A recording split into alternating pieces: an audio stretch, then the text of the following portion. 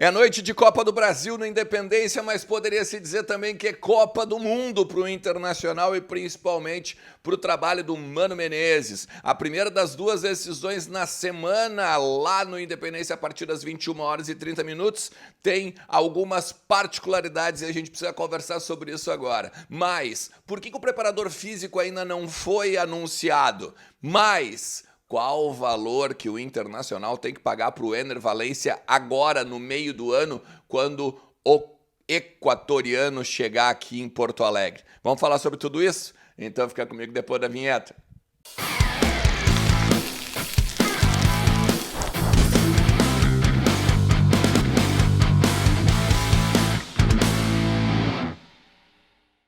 Fala Colorado, como é que vocês estão? Tudo beleza? Bora falar do Internacional e atualizar as informações do nosso clube que tem uma grande decisão, primeira partida das oitavas de final da Copa do Brasil, lá no Independência, Belo Horizonte, Minas Gerais, 21 horas e 30 minutos. A partir das 19h30 tu tem um encontro marcado lá no Voz do Gigante, né? Mas enquanto isso, fica comigo até o final do vídeo. Te inscreve no canal, ativa a notificação também para receber os vídeos novos, né, os conteúdos novos que entrarem aqui e compartilha para o maior número de colorados. Se tu puder deixar o teu like também ajuda demais e entra lá em kto.com, faz uma fezinha também, usa o cupom Ernest, ganha 20% de free bet. Tá? Eu botei algumas anotações aqui do América Mineiro, né, do Aloísio Boi Bandido como referência.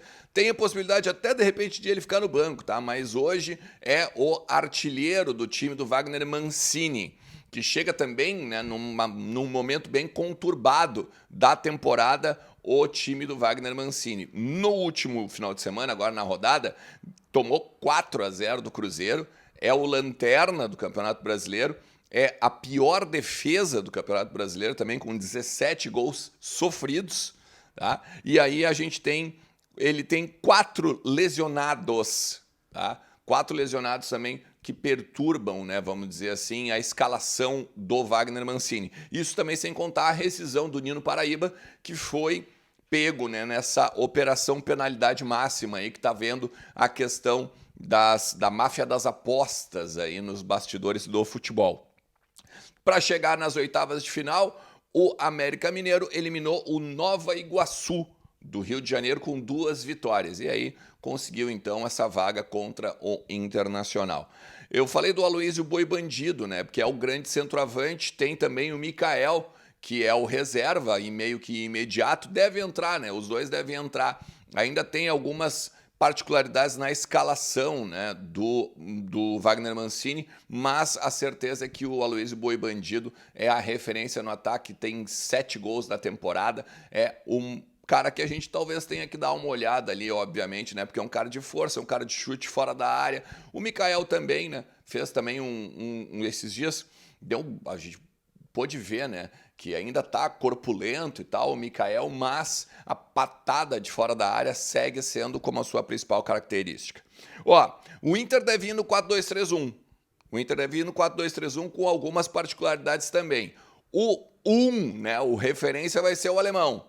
Tendência é que seja então o Alexandre Alemão botando o Luiz Adriano no banco, o Pedro Henrique também no banco, Depena no banco também. O René nem viajou. Ficou em Porto Alegre. Uma novidade também é o Johnny, que viajou, né? Passa a integrar novamente a delegação depois de 4 jogos e um problema no quadril que ele tinha. E o Tauan Lara, que continua na esquerda, né, meio que sendo até o queridinho do Mano Menezes, né? O Mano Menezes tem elogiado muito o Tauan, até com personalidade, né, pegando bola para bater falta e tudo mais, o lateral esquerdo aí que veio da base, beleza?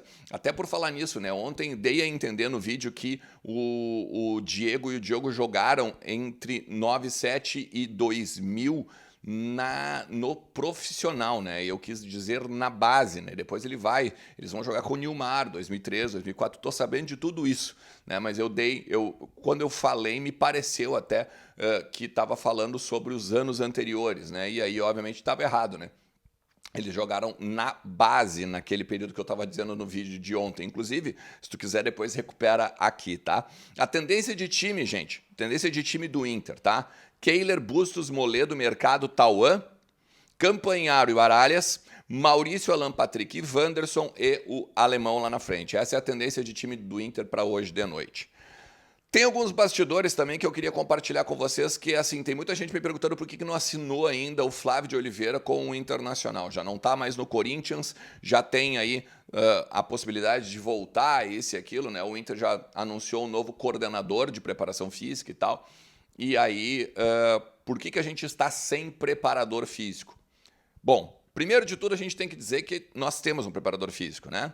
Que é o João Goulart, da comissão permanente que faz parte da comissão técnica do Internacional. É um baita preparador, é um cara que já foi, inclusive, de seleção brasileira, tá? Então, é um cara que sabe muito do riscado, tá? Nós não estamos acéfalos nesse sentido. A gente precisa de mais um preparador, é óbvio, porque é muita gente, né? É muita gente, então precisa ter, sim, um cara lá junto ainda na comissão técnica do Mano Menezes. Só que tem dois poréns. O primeiro é a questão de valores. O Internacional quer pagar para o Flávio de Oliveira na casa dos R$40 mil, que era o que ele ganhava aqui antes de sair daqui de Porto Alegre e ir para São Paulo para o Corinthians. Só que no Corinthians ele ganhava 120 mil.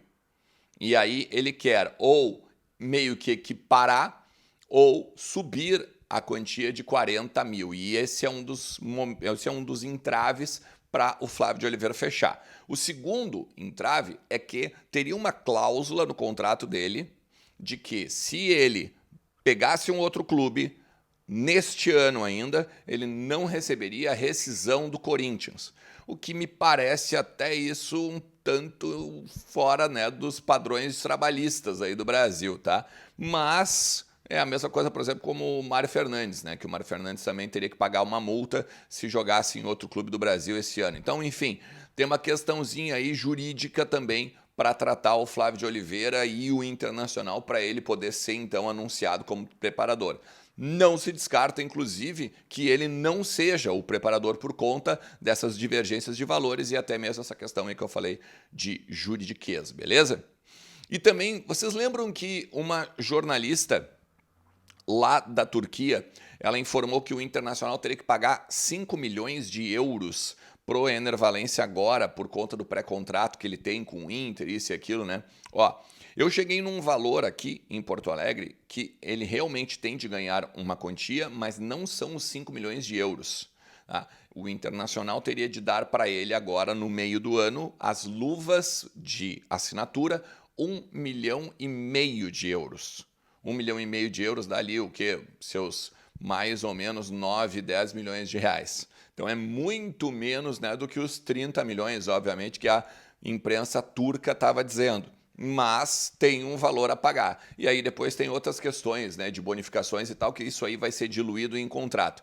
O que se sabe é que o Ener Valencia chega aqui ganhando na casa de 1,5 milhão por mês. Tá? Então é outra questão importante aí que a gente também tem que ver em termos financeiros, né?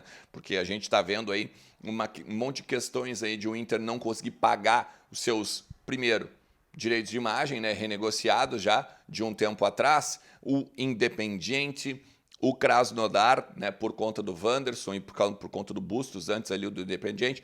Então a gente tem que ficar de olho nessa história aí para ver se não pode dar nenhum chabu aí, não ter algum problema no meio desse negócio, dessa negociação aí do Ener Valencia. Precisamos de um atacante também, né?